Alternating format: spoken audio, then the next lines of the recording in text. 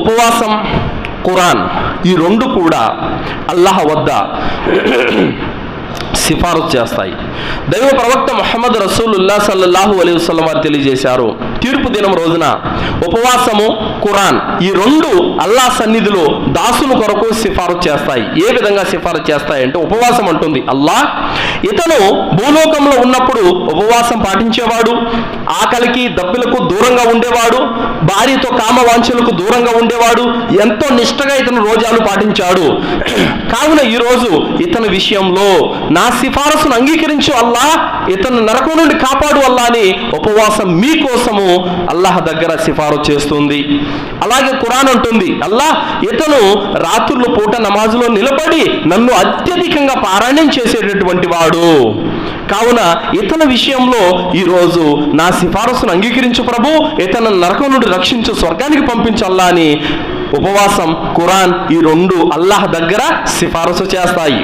ఏ విధంగా సిఫారసు చేస్తాయి అంటే, అదేదో మాట వరుసగా చెప్పి మిమ్మల్ని వదిలిపెట్టవు, అల్లాహ్ సుబ్హానహు వ తఆలా మిమ్మల్ని మన్నించి స్వర్గానికి పంపేంత వరకు అవి సిఫారసు చేస్తూనే ఉంటాయి. అల్హమ్దులిల్లాహ్, అంతటి ఘనత ఉంది. కావున ఈరోజు మనలో ఎవరైనా ఖురాన్ చదివేటటువంటి అలవాటు ఎవరికైనా ఉందా? హృదయం పైన చేయి వేసుకుని ఒకసారి ఆత్మ పరిశీలన చేసుకోండి సోదరులారా. ఈరోజు మనలో ఒక్కొక్కరికి 40, 50, 60, 70 ఏళ్ళ వయసు ఉంది. కనీసం ఖురాన్ అర్థంతో ఒక్కసారైనా పూర్తి చేశామా? ఎవరైతే మీలో ఖురాన్ చదవలేదో వారందరి మీద ప్రవక్త ముహమ్మద్ రసూలుల్లాహ్ సల్లల్లాహు అలైహి వసల్లం వారు ఖయామత్ రోజున మీ అందరి మీద ఫిర్యాదు చేస్తారు. ఏమంటారు అల్లాహ్ దర్బార్లో?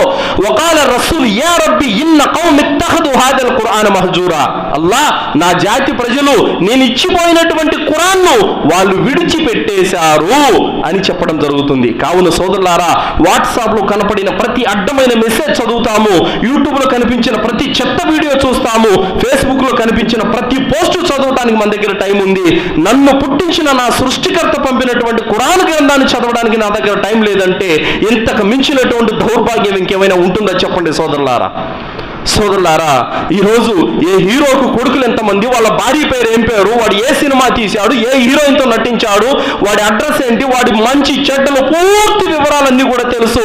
ప్రవక్త ముహమ్మద్ సల్లల్లాహు అలైహి వసల్లం వారికి పిల్లలు ఎంతమందో తెలియదు, ఆయన ఎక్కడ జన్మించాడో తెలియదు, ఆయన ఎన్ని సంవత్సరాలు బతికాడో తెలియదు, ఏ కష్టాలు పడ్డాడో, ఏ బాధలు పడ్డాడో 10 మంది సహాబాల పేర్లు కూడా చెప్పేటటువంటి జ్ఞానం కూడా ఈరోజు ముస్లింలకు లేదు.